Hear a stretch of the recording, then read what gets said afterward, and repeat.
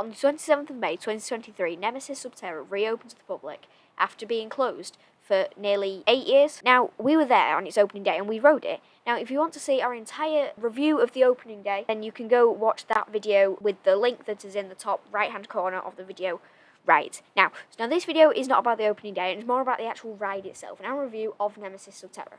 Now, bear in mind, this was an opening day, so there might be that things have changed since then, any feedback might have been taken, but this is the ride as it originally opened. First thing is the queue line. So, in the queue line, over the past few weeks it has been consistently having long queues. Now, sometimes the ride queue doesn't look very long, but the ride capacity is very slow, meaning you could be waiting an hour or a bit more. Now, this because splitting between the Fast Pass Wide Access Pass and the main queue, it doesn't move very much. Now, when it does move in big chunks, however. So after that, you get put into a little sort of batching area where one of the ride staff count into batches of about 40. Now, when we rode it, it wasn't the full 40, which isn't great, especially on its opening day when it had probably an hour queue. That they weren't filling the ride to its capacity, but it's supposed to be 40. So you stand in that area, and then that is where the first sort of baggage area is, where you hand in your bags, you get the wristband, same as you do on 13, the Smiler, Wicker Man, rides like that. Then you go through things that look like airport security metal detectors, and you go into the pre-show area. Now, there are 40 different dots on the floor that each line up to, which are like in 4 rows. Now, you are given a group number that is at 1, 2, 3, 4, and you're given a little briefing by a Phalanx member about how it's going to work, how you're going to load, how you're going to do all that. And then the pre-show starts. Now, for us, this took forever, and I think that's probably just because they were waiting for the previous group to finish the drop sequence before it starts. But either way, it took forever for it to start. But once it did, it essentially just explained how you're going to go down in the lift and you're going to go to the main chamber. Then you go through the doors open, and you go into the lift. Now then, after the pre-show, all the riders are put into a lift. Now this lift is meant to take you down to the chamber where the Nemesis egg is, but this lift isn't actually moving. It makes you feel like you are going underground, but you're actually not. It's a really cool illusion. Or like the lights go down as well, feels like you're moving, pressure changes, really cool. So after the lift bit, you go into this really cool cave bit. It's like real rock, but generally quite cool. And that was full of like blue lighting and stuff. And again, and it was also very cold, representing that we're underground, even though we haven't actually changed where we're going. We're waiting in there quite a while again, well, not that long really. And then the door opened and we went into the main chamber. Now then, once you exit the cave and go into the main Nemesis chamber, there are 4 ABC drop towers faced towards the center egg. Each ABC drop tower can hold 10 riders, and there are 4 of these, so it makes 40. So you get quite a big ride capacity, but the ride does take a while to go and is quite a long cycle. Now, the egg in the centre is quite big, and it's quite a nice looking egg, something you would expect. And there are 4 TVs faced towards you. Each of these have like the stats of the Nemesis egg. So you have like the heart rate, the pulse, the blood pressure, all that, like tracking the movement. And this makes it seem like the Nemesis creature is alive but dormant, as it describes. Now, it starts a little pre-show explaining why you're here and what this Nemesis creature is, but then something goes wrong. Now, so while the staff come around and they put your lap bar down, it's 1 lap bar for the entire row. While you're doing this, the heart rate on the screens slowly gets higher and higher until eventually the main sequence starts where all of the ride staff leave the room. I have no clue where they go, but they leave the room some way, and then the main sequence starts. Everything, the music builds, the lights go off, and then when they all red lights start flashing, alarms going off, then when the lights come back on, the egg has flipped over. That's how it does it, is the egg actually flips over and it has cracked. And then more alarms, more flashing lights, all this, and then eventually it goes dark and you drop. The drop itself, I didn't think was that intense personally. Now, it does get very fast. Even though it's only about 6 meter drop tower, it is not free fall, it is launched down. So that's how in the 6 meters you do get up to speeds of like 81 kilometers an hour, which is just silly. But anyway, I personally didn't find it that intense, but I don't know if that's because we were so scared about everything else happening. And then once you get there, you're into the nest where there is eggs and the sound effects are like things crawling everywhere.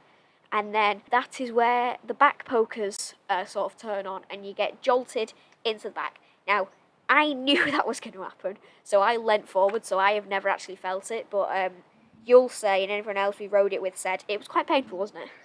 Yeah, can I just add, they really hurt, so I would recommend leaning forward, Yeah, so, especially if you're not expecting it. yeah. Feels weird. So, and then the leg ticklers go back on, and essentially it feels like you're going through a car wash and you get the spinning brushes. Now, I'm fairly sure that's exactly what they are, that essentially come out from under your seat and tickle your legs, and you literally can't escape them. Even if you try and lift your legs up, they still do reach to there. And Yeah, then and you slowly start to ascend back up.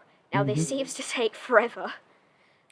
With the leg ticklers and everything, and there's more back pokes around this stage.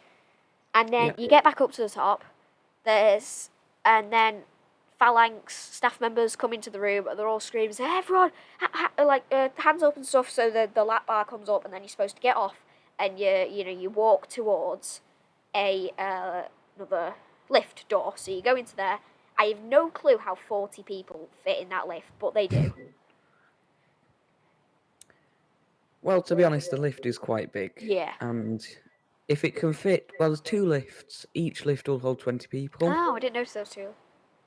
Yeah, it's 2 lifts. Cool. Now, each lift has the same cycle, so both lifts are the same, no matter what lift you go in. And on the way up, you think the ride's over. Like, everything's normal, you go back up. Like, halfway through the lift, everything cuts out. Power cuts out, light cuts out, can't see a thing. And then everything just starts shaking. You can feel air vents, pressure, water, everything just blown at you. It's like the creature has got a hold of you again.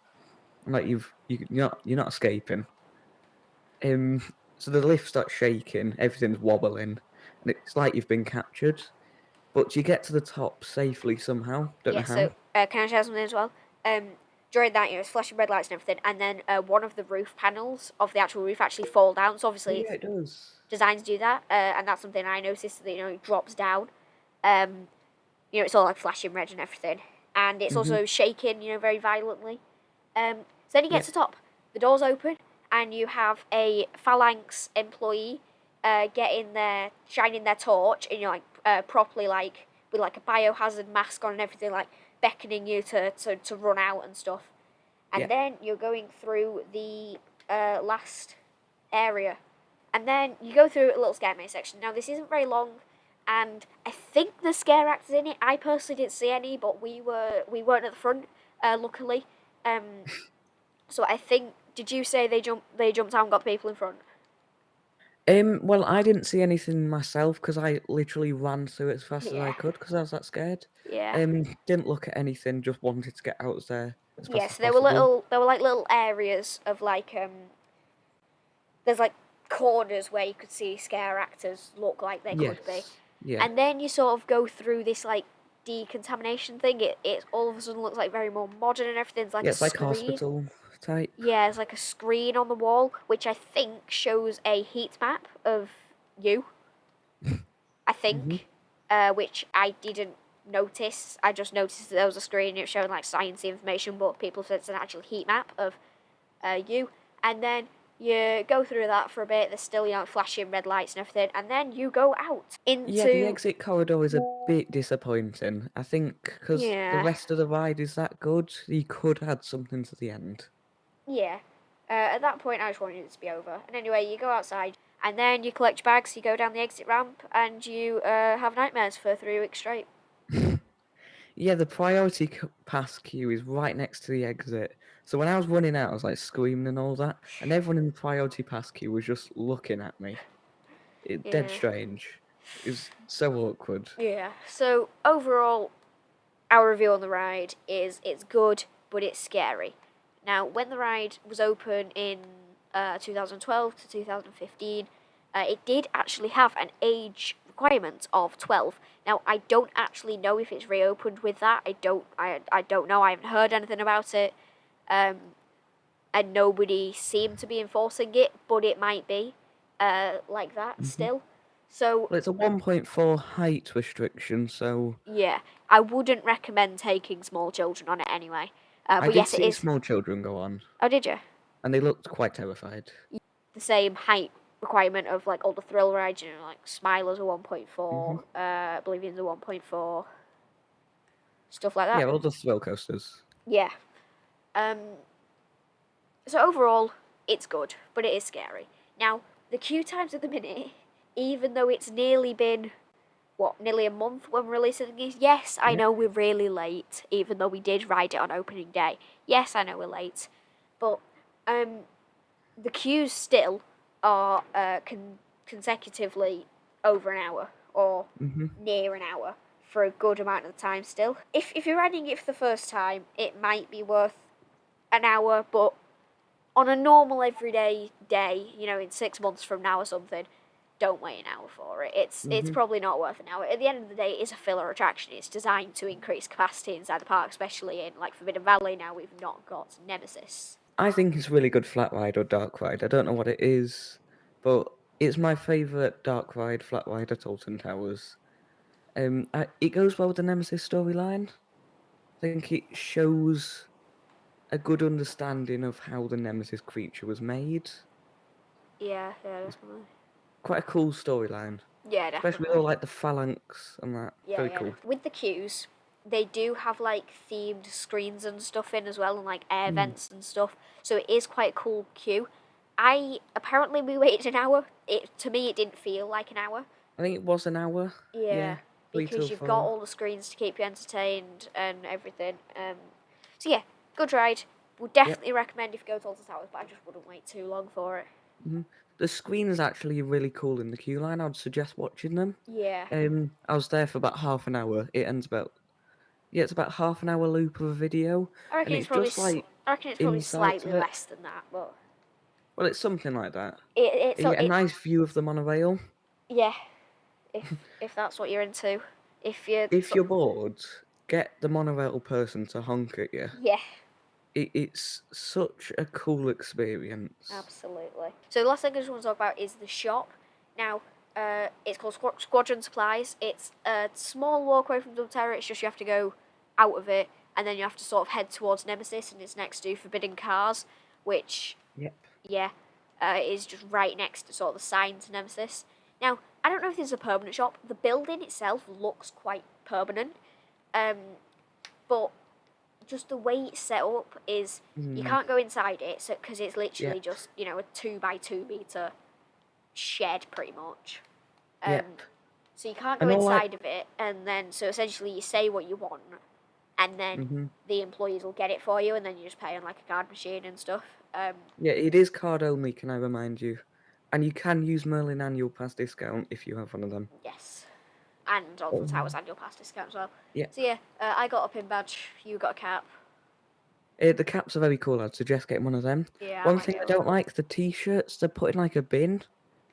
So you can't properly see the design on them. I think the design's quite cool. It's like the Yeah. Phalanx logo, but you can't properly see that because it's not laid out properly. Yeah, I think I feel like Forbidden Valley needs a proper shop because I feel like it has two of the most merch heavy rides there is, maybe except for like the Smiler and Wicker Man and stuff, and there just isn't a shop for it at all. Apparently there's one being built in Galactica, which I can believe because Yeah. there is a good the Galactica exit at the minute is just a small corridor, and I don't know if it's always just been a small corridor, but if the walls feel very temporary, and also if you look up, the roof actually continues like past where that Also, wall if you is. look through the construction holes, you can see like the old Air logo and the Galactica logo. All There right. did actually used to be a shop there, but I don't know why it closed. Yeah, so there used to be a Hopefully, massive air shop, yep. which is now the roller coaster restaurant. If you've ever been to that, it's really quite big. I don't know how they managed to fill all of that with just air merch, because Yeah. Can't imagine there was that much of it, but Next season, I would like to see Galactica rethemed to something to do with Nemesis. yeah, just Like, you've got doesn't fit. in Forbidden Valley, you've got Nemesis Subterra, Nemesis, and Galactica as the main Don't rides. forget Fun Can Fly. And Blade, but they're not like Oh, yeah. thrill rides, are they? Yeah, I feel like the Blade And either need. To be honest, realistically, there's no point in them retheming the Blade because it's just going to get the chop soon. It's the oldest ride at Towers. It's over 40 years old now, probably. I think I can't exactly remember the exact date, year that it opened. But either way, it's the oldest operating ride at Alton Towers, and it doesn't fit the theme, and it is very old, and eventually it's just gonna have to go. So it's a good ride, though. I enjoy it. yeah, it's a good ride. Yeah, and like Galactica, it'd be nice to see something to do with Phalanx. Yeah. So maybe name change, theming change. I like the ride itself, like the flying experience and the layout. It's a Yeah. bit short, but it might be nice to see some new theming. That's all I have to say. Yeah, that's all I have to say. So thank you all so much for watching, and we'll see you later. Goodbye. Goodbye.